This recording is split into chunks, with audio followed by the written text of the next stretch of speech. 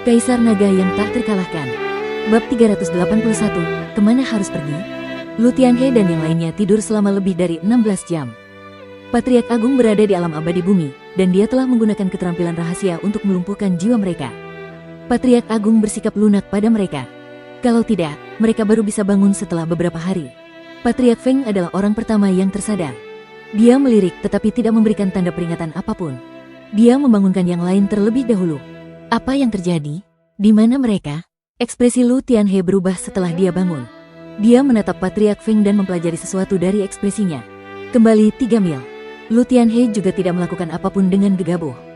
Dia memberitahu 10 prajurit dari alam penguasa mulia untuk mundur sebelum bertanya, menurutmu itu paman kelima?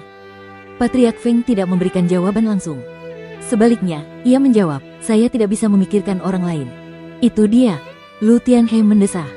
Satu-satunya yang bisa mengalahkan kita dalam sekejap pastilah berada di alam abadi bumi, dan hanya ada 4 orang di alam ini yang ahli dalam kultivasi jiwa di seluruh dataran tengah. Ada 2 dari mereka di dataran tengah selatan dan 1 dari paviliun kelezatan. Paviliun kelezatan selalu berada di sisi baik kita dan mereka tidak akan menyinggung keluarga Lu hanya demi Luli. Jadi, tinggal paman buyut kelima. Kalau bukan dia, kita pasti sudah mati sekarang. Patriark lainnya mengangguk dan berkata, Tianhe, menurutmu apa yang harus kita lakukan? Lu Tianhe berpikir sejenak lalu mengeluarkan token emas dengan energi Suan yang mencolok dan beberapa kata muncul di sana. Ini adalah token khusus yang bernilai miliaran kristal Suan. Ini adalah satu-satunya jenis yang dapat digunakan dalam komunikasi jarak jauh. Setelah mengirim pesan, dia menunggu dengan tenang. Saat 2 batang dupa terbakar, tanda emas itu bersinar. Lu Tianhe melirik dan berkata, ayo kembali. Ayahku sudah diberitahu tentang apa yang terjadi. Dia sedang menuju ke Gunung Mistik Armor. Jika Patriark Agung tidak ada di sana, maka itu pasti dia. Oke, tidak ada gunanya bagi mereka untuk mengejar prajurit sekuat itu. Apa yang bisa mereka lakukan bahkan jika mereka berhasil menangkapnya? Bahkan Lu Zengtan tidak bisa menghentikannya jika dia bertekad menyelamatkan Luli. Lu Tianhe mengeluarkan kapal berlapis besi lainnya dan terbang menuju kota berlapis mistik. Dia memberitahu 10 prajurit alam penguasa mulia untuk tidak mengatakan sepatah kata pun atau mereka akan terbunuh. Setelah mereka terbang kurang dari setengah hari, token itu bersinar lagi. Lu Tianhe melihatnya, mendesah dan berkata, itu paman buyut kelima. Ayah mengadakan pertemuan dengannya dan paman buyut kelima sedang berada di Gunung Buddha sekarang. Ayah berkata mereka mengadakan pertemuan rahasia dan dia bersedia untuk membiarkannya begitu saja. Namun mulai hari ini, Luli dan Lu Feixue akan dihapus dari silsilah keluarga kita dan mereka tidak akan lagi menjadi murid keluarga Lu. Patriark Feng dan patriark lainnya mengangguk tetapi tidak mengatakan apapun. Bagaimanapun, Lu Zengtan telah membuat kesepakatan dengan Patriark Agung sehingga apapun yang mereka katakan sekarang tidak akan berguna. Gunung Buddha. Emosi Patriark Feng campur aduk. Gunung Buddha berada 30 mil di sebelah barat kota Mistik Armor. Patriark Agung pergi ke sana sebagai bentuk demonstrasi bahwa ia tidak akan ikut campur dalam masalah keluarga Lu mulai sekarang. Tetapi ia tidak terlalu jauh sehingga jika keluarga Lu dalam masalah serius, ia tetap akan mengulurkan tangan membantu. Lu Zengtan meminta Lu Tianhe dan yang lainnya untuk kembali setelah 2 atau 3 hari. Mereka akan mengumumkan bahwa Luli dan Lu Feixue telah pergi ke pulau pertanda yang akan menenangkan warga sipil dan pengawal. Jika tidak, jika masyarakat mengetahui bahwa Patriark Agung tidak berada di pihak master keluarga, para pengikut tingkat rendah dan menengah akan kehilangan kepercayaan mereka pada keluarga. Lu Zengtan dan Patriark Agung telah membuat kesepakatan. Lu Zengtan akan berhenti memburu Luli dan dia akan menyebarkan berita bahwa Luli dan yang lainnya dikirim ke pulau pertanda tanpa hambatan. Banyak orang di Mistik Armor City menghela napas dan merasa kasihan pada Luli. Bagaimanapun, dia adalah cucu Lu Zhengyang dan dia berbakat. Saat dia berada di Soul Pond Realm, dia sudah bisa membunuh para prajurit dari Noble Lord Realm. Dia tidak lebih lemah dari Lu Renhuang.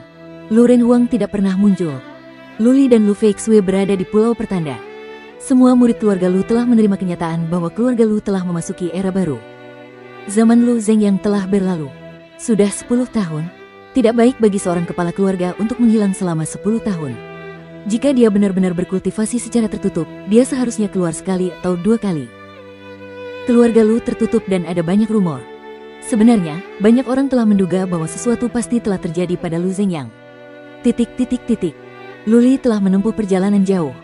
Tentu saja, masih butuh waktu sebelum dia bisa meninggalkan Central Plains bagian timur. Mistik Armor Region tidak jauh dari lautan dan rata-rata prajurit Noble Lord Realm dapat terbang melewati lautan dalam 4 atau 5 hari. Kapal Iron Zirah dibuat khusus sehingga 2 kali lebih cepat dari prajurit Noble Lord Realm. Luli harus melewati lautan dalam 2 hari. Yu Huashan dan Ming Yu menghabiskan waktu dengan rasa takut. Mereka mengaktifkan formasi penghambatan pada kapal berlapis besi sehingga tidak terlihat. Pada saat yang sama, mereka mencoba menghindari semua kota, besar atau kecil, dan mereka memilih untuk bepergian di alam liar. Luli tampaknya tidak khawatir. Karena Patriark Agung telah bergerak, dia tidak akan membiarkannya belum selesai. Dia berkata bahwa dia akan menyingkirkan rintangan sehingga Luli seharusnya dapat terbang melewati lautan dengan lancar. Tentu saja, menyeberangi lautan tidak sama dengan selamat. Lu Zengtan biasanya akan mengirim seseorang ke sana. Luli tidak khawatir tentang apa yang akan terjadi nanti karena pikirannya sedang disibukkan dengan masalah lain. Kemana mereka akan pergi? Dia tidak bisa lagi mengandalkan keluarga Lu. Dia hanya bisa mengandalkan dirinya sendiri. Dia harus mengandalkan dirinya sendiri untuk berkultivasi, menyelamatkan orang tuanya, dan menemukan Lu Ling. Kultivasi membutuhkan sumber daya. Tanpa kekuatan yang cukup, dia tidak dapat menyelamatkan orang tuanya atau menemukan Lu Ling. Bahkan jika dia menemukannya, bagaimana dia bisa menyelamatkannya dari prajurit yang kuat itu? Nenek ular hantu berada di alam penguasa mulia dan dia kuat. Prajurit yang dapat mengambil Lu Ling darinya dan yang memahami makna mendalam cahaya suci tingkat 7 pasti setidaknya berada di alam penguasa manusia. Luli berpikir ia mungkin bisa mencari perlindungan di pasukan besar dan menjadi anggota klan eksternal sehingga ia bisa memanfaatkan sumber daya mereka untuk berkultivasi. Apa yang bisa dianggap sebagai kekuatan besar? Luli tidak menganggap orang peringkat 6 cukup kuat, tetapi dia tidak mengenal kekuatan peringkat 7. Jadi, dia mengalihkan targetnya ke 12 keluarga kerajaan. Seorang gadis yang menarik dan cantik muncul dalam pikirannya, Jiang Qiling. Jiang Qiling berutang budi padanya.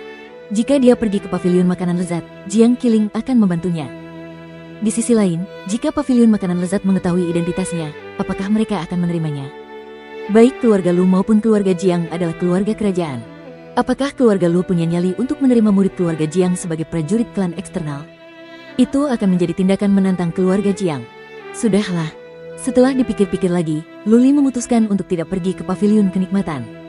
Alasan utamanya adalah karena dia tidak ingin tinggal di rumah orang lain. Dia adalah orang yang tidak terkendali, dan dia mungkin akan membuat masalah di keluarga besar yang memiliki banyak aturan.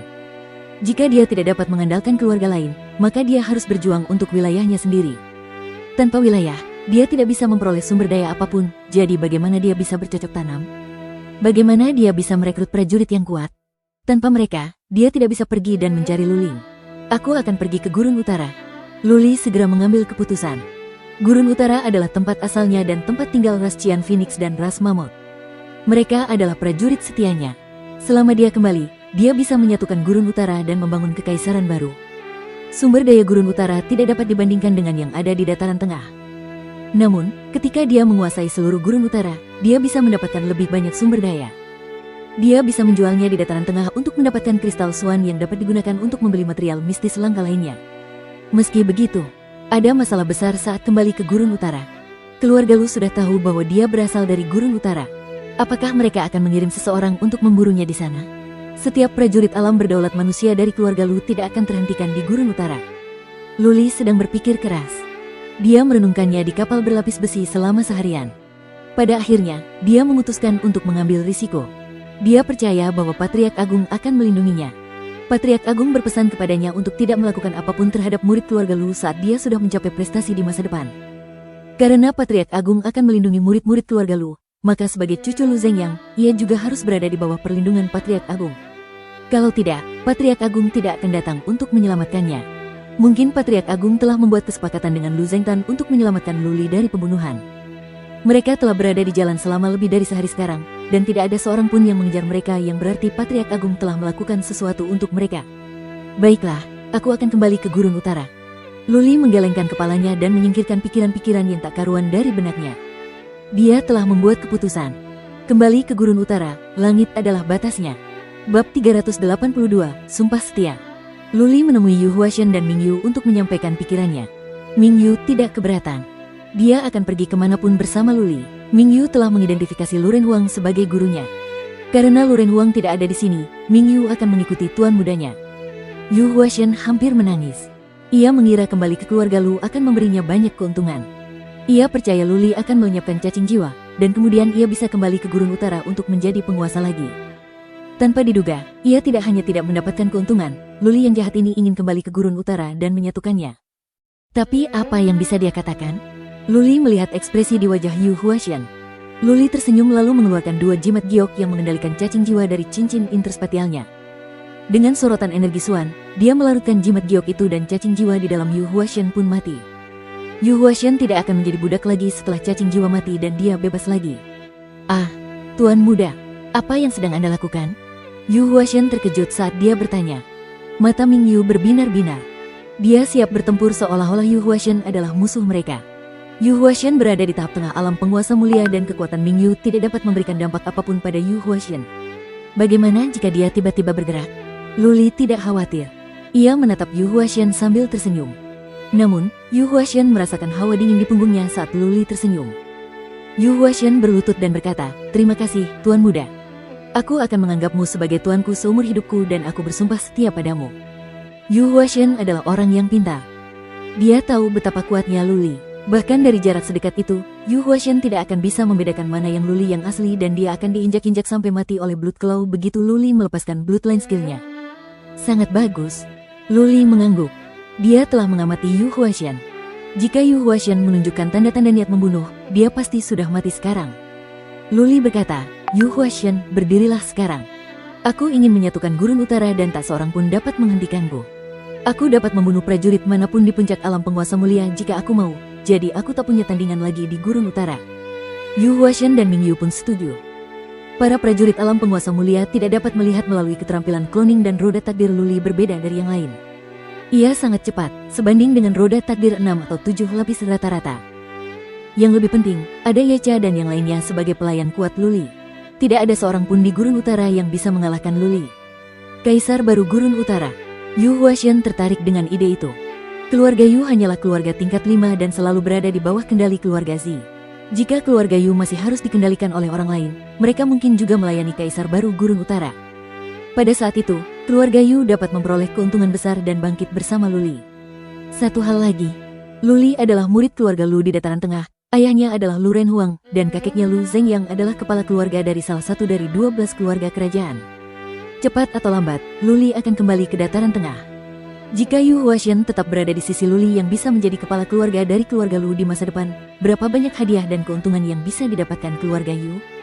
Seberapa berbakatnya Luli? Yang lain mungkin sekarang tahu, tetapi Yu Huashen jelas tentang hal itu. Sebelum berusia 15 tahun, Luli bahkan tidak bisa mengolah energi Suan. Setelah waktu yang singkat, ia sudah bisa membunuh para prajurit di alam bangsawan. Puluhan tahun kemudian, seberapa kuatkah Luli nantinya? Tak terbayangkan. Yu Huashen tidak berdiri. Sebaliknya, dia membungkuk dan berkata, "Tuan Muda, saya dengan tulus menganggap Anda sebagai tuan saya. Jika saya memiliki pikiran yang tidak baik, keluarga Yu akan hancur dan setiap anggota keluarga Yu akan mati." Sumpah Yu Huashen sungguh hikmat. Bahkan Ming Yu pun merasa tersentuh. Senyum Luli semakin lebar. Ia mengangguk dan berkata, "Yu Huashen, kau sudah bersamaku selama beberapa waktu dan kupikir kau sudah cukup tahu seperti apa diriku. Jika kau mengikutiku, selama aku masih hidup, aku akan memperlakukan keluarga Yu dengan baik." "Terima kasih." Yu Huashen bersujud. Kali ini, tanpa Luli menyuruhnya, Yu Huashen berdiri. Dia tampak lebih bertekad sekarang. Ketiganya saling memandang dan tersenyum. Awalnya, tampaknya ada semacam penghalang antara Yu Huashen, Ming Yu, dan Luli. Penghalang itu telah lenyap sepenuhnya. "Tuan Muda." Yu Huashen tidak mengubah cara dia menyapa Luli karena dia sudah terbiasa. Dia memikirkannya dan melanjutkan, "Apakah kita kembali ke Gurun Utara melalui laut atau melalui formasi teleportasi? Jika mereka terbang melewati lautan, mereka akan membutuhkan waktu 1 atau 2 tahun karena jaraknya sangat jauh. Formasi teleportasi membutuhkan kristal Suan yang tidak mereka miliki karena mereka bahkan harus meminjam kristal Suan untuk kembali ke keluarga Lu." Berdengung gelombang, cincin Luli bersinar dan cincin interspasial lainnya muncul. Cincin ini adalah yang diberikan oleh Patriark Agung kepadanya. Setelah Luli terhubung dengan cincin itu, dia memeriksanya dan mendapati dirinya terkejut. Patriark Agung berkata dia mempunyai beberapa kristal Suan dan material mistik untuk Luli, namun terdapat 5 atau 6 juta kristal Suan ungu di dalamnya yang jumlahnya bisa mencapai 50 atau 60 miliar kristal Suan. Patriark Agung berkata dia hanya punya sedikit material mistik, namun cincin interspasial ini 100 kali lebih besar dari milik Luli dan terdapat sedikitnya puluhan ribu tanaman material mistik yang jenisnya berbeda-beda di dalamnya. Patriark Agung tidak akan mengumpulkan apapun yang biasa-biasa saja. Material mistis itu pastilah sangat berharga dan tak ternilai harganya. Teleportasi, kita akan teleportasi kembali. Luli memiliki puluhan miliar kristal Suan, jadi tidak ada alasan baginya untuk tetap menggunakan kapal berlapis besi yang lambat. Itu adalah perjalanan yang panjang. Tidak ada yang tahu apa yang akan terjadi. Bagaimana jika mereka bertemu dengan beberapa bajak laut di lautan? Luli mengeluarkan peta Central Plains dan melihatnya sekilas. Tak lama kemudian, ia mengambil keputusan dan berkata, kita akan segera melewati lautan, dan setelah itu, kita akan berjalan di sepanjang garis pantai ke arah utara selama 2 bulan sebelum tiba di Flowing Cloud Region yang merupakan wilayah istana Heaven's Rose. Kita akan berteleportasi ke Central Plains utara dari Flowing Cloud Region dan berteleportasi kembali ke gurun utara dari Cloud City. Itu pasti baik-baik saja. Mingyu dan Yu Huaxian setuju bahwa ini adalah jalan pintas. Formasi teleportasi lebih aman. Luli telah mencapai alam roda takdir dan jiwanya kini lebih kuat sehingga ia seharusnya mampu bertahan terhadap teleportasi. Paling buruk, mereka dapat beristirahat setelah berteleportasi selama beberapa hari. Kapal lapis baja itu terus melaju. Malam itu, mereka akhirnya sampai di lautan. Sambil menatap lautan luas, lautan yang tenang dan indah, Luli merasa sangat nyaman. Dia menyadari bahwa Lu Feixue telah tinggal di kabinnya akhir-akhir ini. Dia mengetuk pintu dan masuk. Lu Feixue sedang duduk di sana dengan suasana hati yang buruk. Luli, apakah semuanya baik-baik saja? Melihat Luli masuk, Lu Feixue tersenyum dengan tergesa-gesa. Luli duduk di sebelahnya dan bertanya, Bibi, ada apa? Apakah kamu tidak senang? Lu Feixue berpikir untuk menyimpan perasaannya sendiri, namun menatap mata Luli yang dalam, dia tidak dapat menahan diri untuk tidak mendesah dan berkata, Luli, apakah aku tidak berguna? Jika bukan karena aku, kamu tidak akan menjadi gelandangan. Kamu telah kesepian dan tidak berdaya sejak kamu masih kecil. Sekarang setelah kamu akhirnya kembali ke keluarga Lu, kamu harus pergi lagi karena aku. Tante. Senyum Luli menghilang saat dia berkata dengan serius, aku sudah pernah mengatakan ini padamu sebelumnya. Ini tidak ada hubungannya denganmu. Lu Zengtan ingin berkuasa dan keberadaanku dan ayahku menghalanginya. Karena itu, aku tetap akan diusir atau dibunuh oleh Lu Zengtan jika kau tidak ada di sini. Plus, Luli melanjutkan setelah berpikir sejenak, sejujurnya, aku tidak bahagia tinggal di keluarga Lu. Aku lebih nyaman sendirian. Aku terbiasa tidak bergantung pada siapapun, jadi aku tidak punya banyak harapan pada keluarga Lu sejak awal. Aku akan mencari nafkah sendiri. Aku akan membuktikan kepada Lu Zengtan bahwa keputusannya salah. Aku akan membuat keluarga Lu menyesal. Bibi, apakah Bibi percaya padaku? Saya bersedia. Lu Feixue mengangguk. Ia mengulurkan tangan, menepuk wajah Lu Feixue, dan berkata, kau tidak terlihat seperti kakak laki-lakiku, tetapi kau memiliki gen yang sama. Kau keras kepala, gila, bertekad, dan pantang menyerah. Sayang sekali, kakak laki-lakiku hilang sekarang. Jika ia bisa bertemu denganmu, ia akan sangat menyukaimu. Sebenarnya, ayah tidak hilang. Luli tidak menyembunyikan informasi apapun kali ini.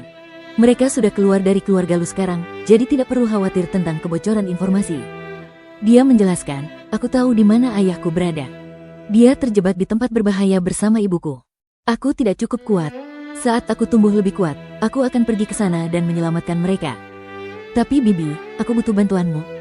Bab 383, rebut anak mainan ini. Benar-benar, mata Lu Feixue langsung berbinar.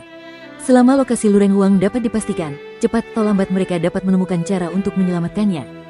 Lu Feixue merasa gembira. Dia terus bertanya tentang Luren Huang dan Luli menjawab semua pertanyaannya. Namun, dia tidak memberitahu di mana tepatnya Luren Huang berada karena takut dia akan melakukan sesuatu yang tidak bijaksana. Anda ingin kembali ke Gurun Utara dan mencapai penyatuan? Luli kemudian memberitahu Lu Feixue bagaimana pendapatnya tentang masa depan. Lu Feixue mempertimbangkannya dan berkata dengan khawatir, Gurun Utara memang bukan tempat yang besar, tetapi tidak akan mudah untuk menyatukan seluruh Gurun Utara. Memang, tidak ada prajurit alam berdaulat manusia di sana, tetapi saya pikir ada cukup banyak prajurit alam penguasa mulia di sana. Beberapa. Luli tersenyum lembut dan menjawab, tetapi saya memiliki beberapa prajurit alam penguasa mulia yang bekerja untuk saya. Saya memiliki hubungan yang cukup baik dengan prajurit terkuat kedua di daftar Panglima Perang Gurun Utara. Saya dapat mencapai penyatuan dengan cukup mudah, tetapi saya tidak punya waktu untuk mengurus semua hal karena saya akan membutuhkan waktu untuk berkultivasi. Bibi, dapatkah Anda membantu saya mengelola hal-hal di Gurun Utara? Saya perlu memiliki persediaan sumber daya yang tidak terbatas, sehingga saya dapat berkultivasi lebih cepat dan tumbuh menjadi lebih kuat. Mengelola.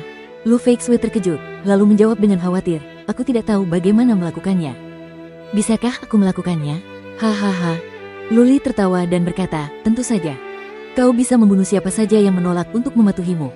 Bibi, kau terlahir dalam keluarga besar. Kurasa kau bisa mengelola Gurun Utara yang kecil. Baiklah, aku akan mencoba. Lu Feixue mengangguk dan dia tampak lebih baik.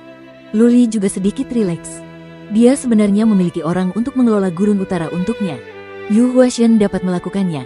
Luli hanya ingin Lu Feixue memiliki sesuatu untuk dilakukan sehingga dia tidak akan menghabiskan waktunya untuk pikiran yang tidak berguna.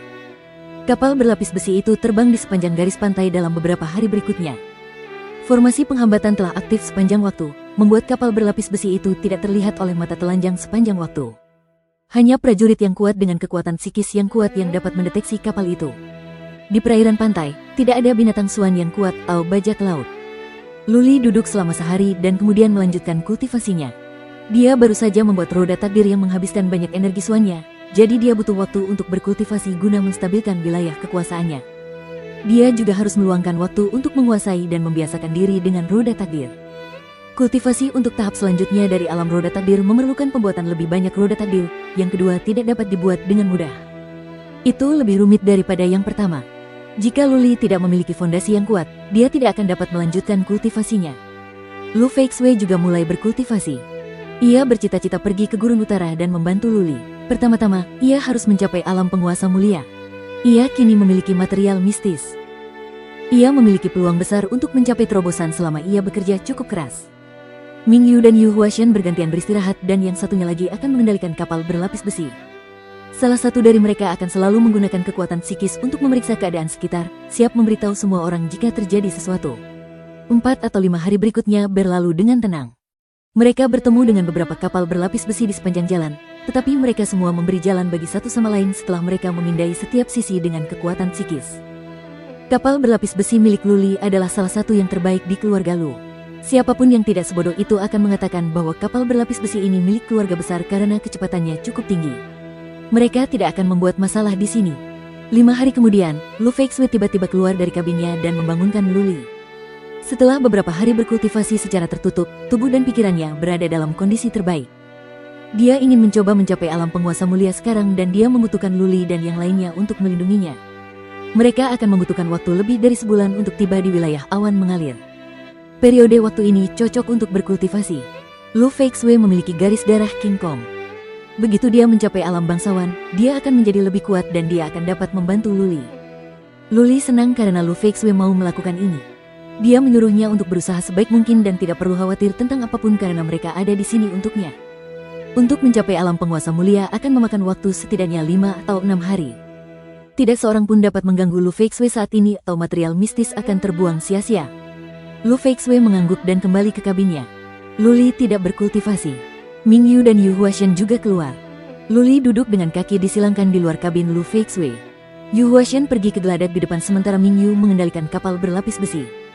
Yu Huashan dan Mingyu selalu memeriksa keadaan sekitar.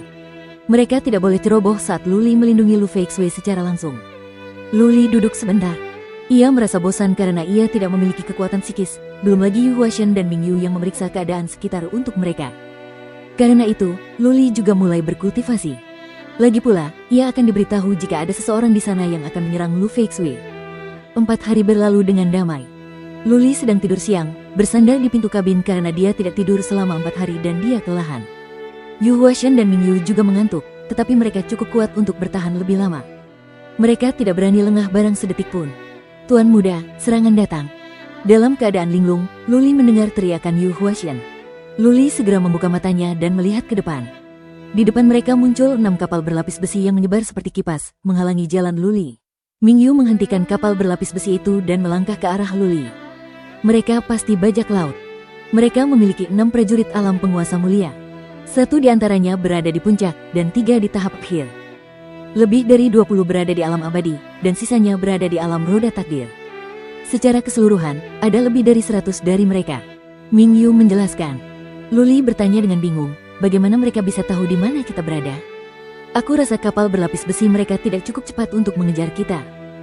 Yu Huashan menatap para bajak laut itu dan berkata, saya rasa beberapa bajak laut lain di sepanjang jalan merasakan kehadiran kita dan mengirim pesan kepada mereka untuk menunggu kita di sini. Tuan muda, apa yang harus kita lakukan?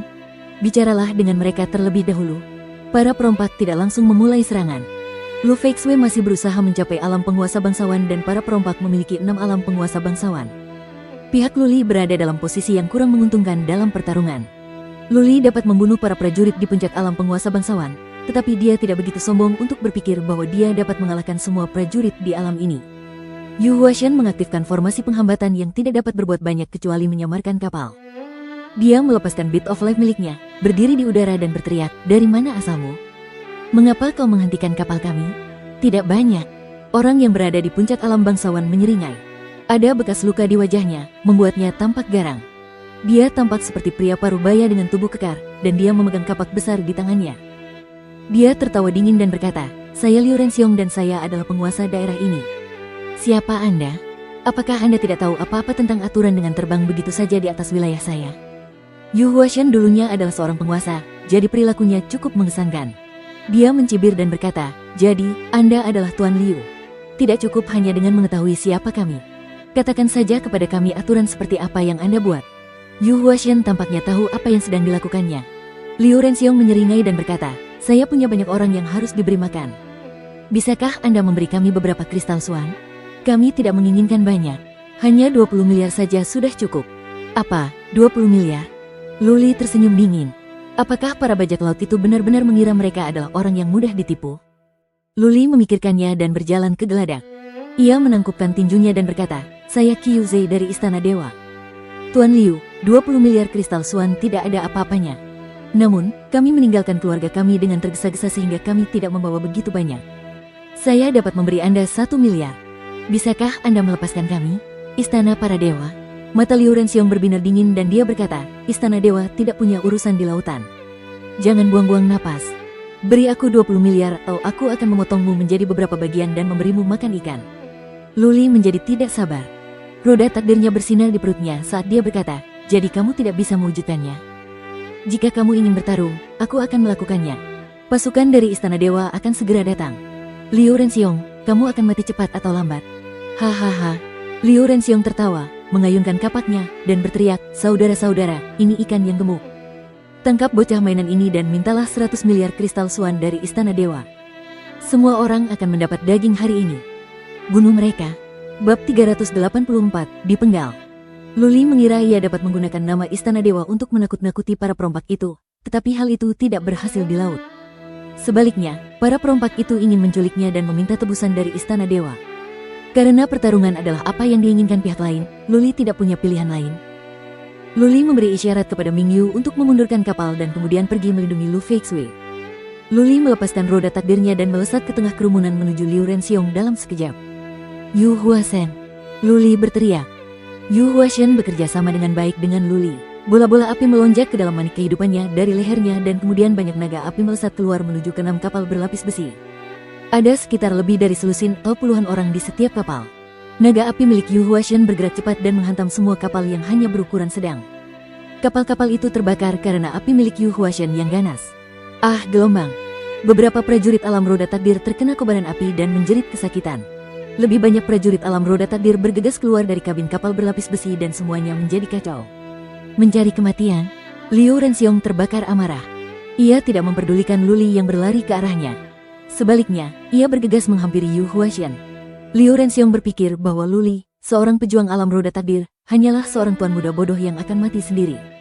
Ia berpikir bahwa tidak ada yang bisa dilakukan Luli jika ia bisa membunuh Yu Huashan dan Ming Yu. Bagus. Melihat Liu Renxiong melewatinya dan tidak bergerak, Luli sangat gembira. Liu Renxiong benar-benar ingin menangkap Luli hidup-hidup dan kemudian meminta tebusan. Ini adalah kesempatan yang bagus bagi Luli. Wus, wus gelombang.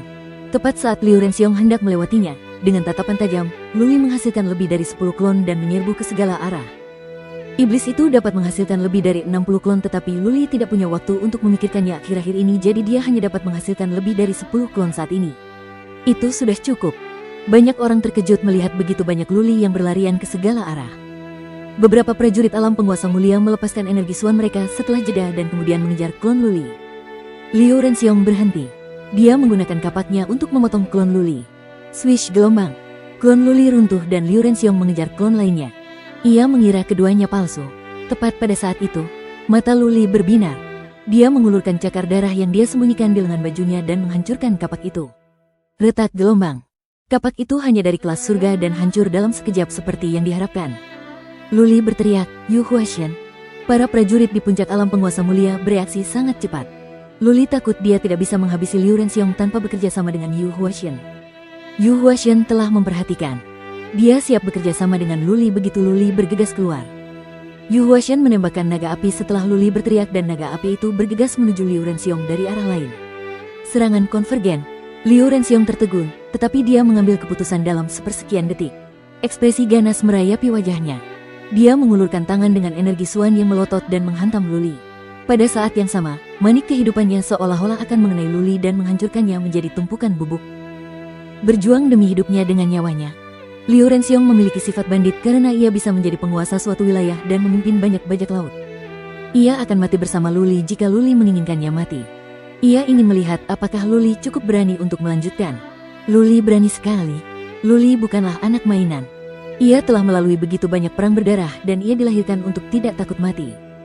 Karena itu adalah pertarungan yang sangat menentukan, maka ia akan melakukannya. Putih kecil.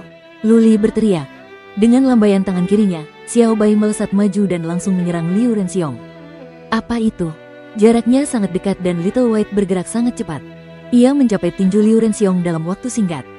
Dengan goyangan, ia menghindari tinju Liu Renxiong, mendarat di lengannya dan menggigit tinjunya.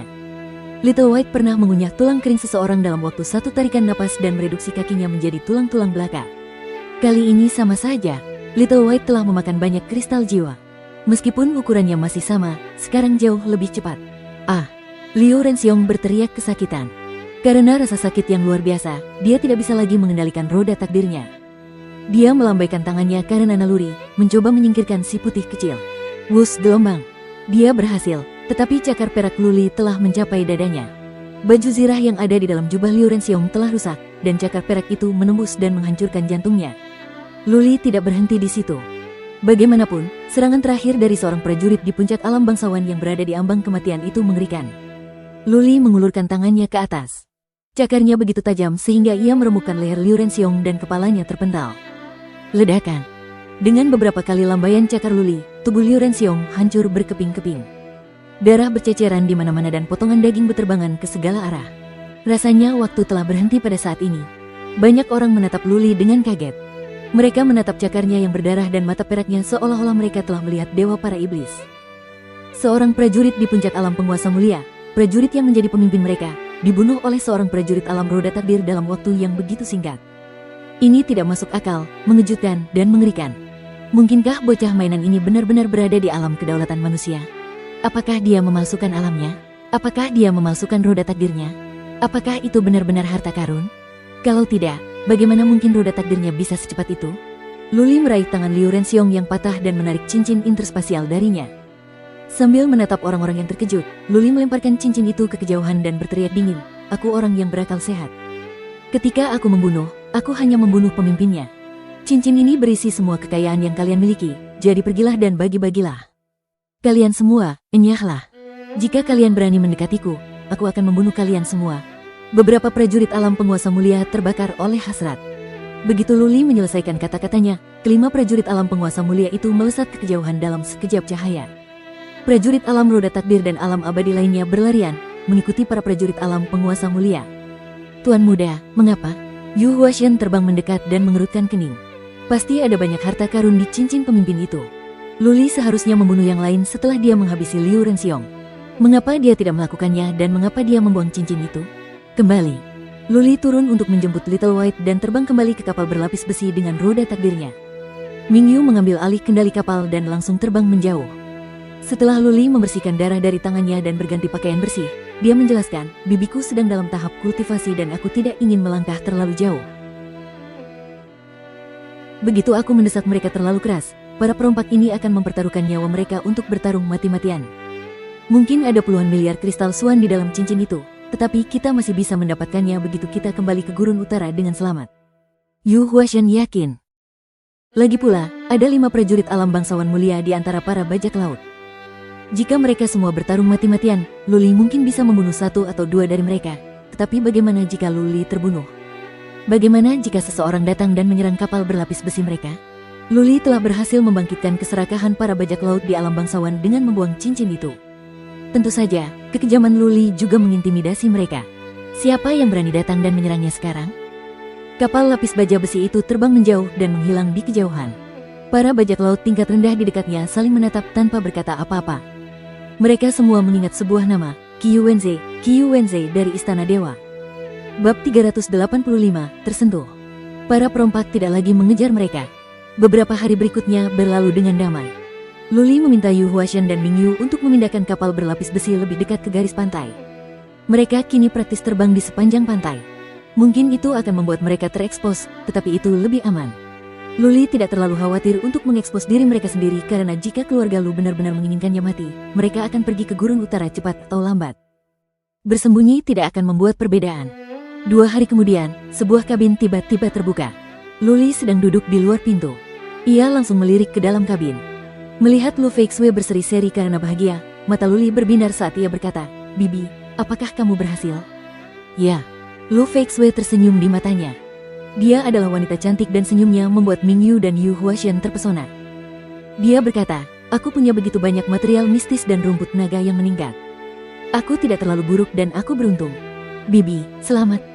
Luli berdiri, memegang tangan Lu Feixue dan berkata, "Bibi, kamu memiliki garis darah King Kong dan aku rasa bahkan para pendekar dari alam penguasa bangsawan tidak akan mampu menyakitimu sekarang." "Hampir tepat." Lu Feixue mengangguk dan menjawab, "Armor mistikku berada di level ke-6. Armor itu tidak dapat dipatahkan kecuali lawanku memiliki makna mendalam yang sangat kuat untuk menyerang dan berada di puncak alam penguasa mulia. Hampir semua murid keluarga Lu dapat membangkitkan garis darah King Kong. Armor mistik Lu Feixue di level ke-6 sangat kuat dalam pertahanan." Luli merasa tenang. Tidak ada yang dapat melukai Lu Feixue sekarang kecuali mereka bertemu dengan prajurit alam penguasa manusia. "Saya baru saja mencapai terobosan, jadi belum sepenuhnya stabil. Saya perlu lebih banyak berlatih." Lu Feixue tidak banyak bicara. Dia menepuk bahu Luli dan berkata, "Kamu tidak perlu melindungiku sekarang." "Terima kasih banyak." "Tidak ada apa-apa." Luli menyeringai dan memperhatikan Lu Feixue saat dia kembali. Dia berdiri di luar kabin sejenak sebelum kembali ke kabinnya sendiri. Dia akhirnya bisa tidur nyenyak setelah berhari-hari tidak tidur. Karena kapal Luli terbang dekat dengan garis pantai, mereka tidak bertemu bajak laut lagi selama sisa perjalanan. Namun, ada kapal berlapis besi lainnya di laut. Mereka berasal dari keluarga yang berbeda, tetapi Luli menghindari mereka sehingga tidak terjadi konflik. Luli telah berkultivasi secara tertutup dan Ming Yu serta Yu Huashan bergantian berkultivasi. Lu Feixue tidak pernah keluar dari kabinnya. Dia baru saja mencapai terobosan sehingga dia sangat ingin menstabilkannya dan mencoba merasakan keajaiban manik kehidupan. 1,5 bulan telah berlalu. Mereka bahkan tidak tahu berapa mil yang telah mereka tempuh sekarang. Namun menurut tanda pada peta, mereka seharusnya dapat tiba di wilayah Flowing Cloud paling lama dalam 10 hari. Luli keluar dari kultivasinya. Dia telah berkultivasi cukup lama. Lautan rohnya memiliki energi suan yang melimpah dan kolam jiwanya lebih besar. Tidak ada lagi esensi darah di tubuhnya karena dia telah menghabiskan semuanya. Memperlambat, Luli memberitahu Yu Huashan. Dia melepaskan roda takdirnya dan melesat maju. Ming Yu melangkah keluar. Dia dan Yu Huashan terkejut dengan apa yang mereka lihat. Mereka menyadari bahwa ada yang tidak biasa dengan roda takdir Luli. Roda itu bergerak sangat cepat sehingga dapat dibandingkan dengan roda takdir yang berlapis-lapis. Suara mendesing. Luli mengendalikan roda takdirnya untuk berputar dan bergerak dalam berbagai lintasan aneh di langit. Ia kembali setelah puas terbang selama 1 jam. Melihat pola naga berkilauan di roda takdir Luli, Yu Huashan dan Ming Yu tampak mulai khawatir. Apakah roda takdir Luli bermutasi? Bisakah dia membuat roda takdir lainnya? Bisakah roda takdir tersebut diintegrasikan bersama? Namun, Luli sedang dalam suasana hati yang baik sehingga mereka tidak bertanya. Luli menemukan sebuah pulau di kejauhan. Ia memikirkannya dan berkata, "Kita sudah lama berada di jalan.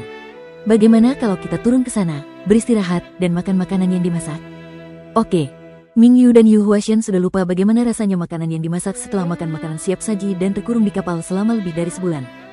Luli mengetuk pintu rumah Lu Feixue dan dia senang mendengar ide itu. Mereka berempat terbang ke pulau tak berpenghuni dan menyimpan kapal berlapis besi. Yu Huashan dan Ming Yu menyalakan api dan pergi berburu binatang buas. Luli sendiri yang memasak. Ia mengeluarkan isi perut rusa dan beberapa ikan dari laut yang dibawa pulang Yu Huashan, lalu mulai memanggangnya. Lu Feixue pergi sendiri untuk mencari sudut untuk mandi. Ketika dia kembali dengan jubah bersih, daging rusa panggang dan ikan buatan Luli sudah siap. Hari sudah hampir senja saat mereka selesai makan. Namun cuaca tidak begitu bagus. Malah, mendung. Sepertinya akan turun hujan. Luli dan yang lainnya tidak peduli apakah akan turun hujan atau tidak. Mereka bisa kembali ke kapal dan melanjutkan perjalanan. Mereka hanya makan sepuasnya, lalu duduk di padang rumput untuk beristirahat. Angin mulai bertiup. Pakaian mereka berkibar-kibar, dan rambut mereka menari-nari tertiup angin. Lu Feixue mengerutkan kening. Ia hendak memberitahu Luli untuk melanjutkan perjalanan mereka. Angin topan. Mingyu menatap ke arah timur dan berteriak. Yang lain menoleh dan melihat tornado besar sedang mendatangkan malapetaka di cakrawala. Airnya bergulung-gulung dan ombak pasang terus mengamuk. Ada seseorang di sana. Penglihatan Yu Huaxian sangat tajam sehingga dia melihat beberapa perahu di kejauhan. Perahu-perahu itu hanyut terbawa angin dan bisa saja terbalik kapan saja. Pergi dan selamatkan mereka. Tanpa pikir panjang, Luli berkata dan melambaikan tangannya. Mingyu mengeluarkan kapal berlapis besi yang mereka tumpangi. Kapal-kapal itu jelas merupakan kapal penangkap ikan. Itu pasti para nelayan yang datang untuk menangkap ikan. Kapal mereka akan segera hancur, dan mereka mungkin akan mati dalam tornado seperti itu. Bencana alam dan kemalangan yang disebabkan manusia terjadi di mana-mana. Karena bencana alam dan kemalangan itu ada di sini, Luli tidak bisa tinggal diam. Mereka terbang menuju perahu itu dan melihat ada lebih dari 20 nelayan di dalamnya. Luli berdiri di dek sementara Mingyu terbang turun. Luli tidak memperhatikan apa yang dilakukan Mingyu. Bagaimanapun, itu adalah masalah yang mudah bagi Mingyu. Luli menyipitkan mata dan menatap tornado itu. Dia tampak tersentuh oleh sesuatu. Tornado itu memiliki ketinggian puluhan kaki dan menghantam area dengan radius lebih dari 300 yard. Perairan di dekat tornado itu berputar bersamanya, dan gelombang mencapai hampir 400 yard. Jika para nelayan tersedot ke dalamnya, mereka pasti akan hancur berkeping-keping. Inilah kekuatan alam yang sesungguhnya. Angin kencang bertiup, dan ombak menghantam langit. Tornado mengamuk. Terumbu karang tersedot ke dalam tornado lalu hancur. Luli merasakan sesuatu. Ia menatap ke kejauhan dan terhanyut. Mingyu bergerak sangat cepat. Ia dapat membawa beberapa orang bersamanya setiap kali ia terbang turun, dan hanya dalam waktu singkat, ia telah menyelamatkan semua nelayan. Para nelayan itu ketakutan. Mereka menjadi sedikit rileks setelah menaiki kapal berlapis besi. Mereka semua berlutut dan mengungkapkan rasa terima kasih mereka. Mingyu tetap memasang wajah tegas sambil berkata tidak mengatakan apa-apa. Ia menyuruh para nelayan untuk duduk di geladak sementara Yu Huaxian menerbangkan kapal berlapis besi ke daratan. Saat itu angin bertiup sangat kencang sehingga Lu Feixui kembali ke kabinnya. Mingyu melihat Luli masih berdiri diam di dek sendirian. Mingyu mengerutkan kening dan berjalan mendekat hanya untuk melihat bahwa pikiran Luli kosong seolah-olah dia sedang mempertimbangkan sesuatu. Mingyu tidak berani menyela. Dia tetap di sampingnya dan melindunginya. Kapal lapis baja besi itu terbang menjauh dengan kecepatan tinggi, tetapi Luli tidak menyadarinya. Dia masih berdiri di sana, linglung. Mereka tidak jauh dari daratan. Mereka tiba setelah beberapa batang dupa dibakar. Mingyu membawa nelayan itu turun satu persatu dan kembali ke sisi Luli setelah semua nelayan berada di daratan. Ledakan gelombang. Tepat pada saat itu, terdengar suara guntur di langit. Kilatan petir menembus langit bagaikan seekor naga putih dan melesat jatuh ke laut. Luli terbangun kaget. Ia membuka matanya yang kebingungan dan menatap ke kejauhan, tetapi tornado itu telah hilang. Dia berkata dengan kesal, petir itu datang di saat yang tidak tepat. Yu Huaxian, terbangkan kapal berlapis besi ke arah tornado itu. Kurasa, aku merasakan sesuatu. Bersambung.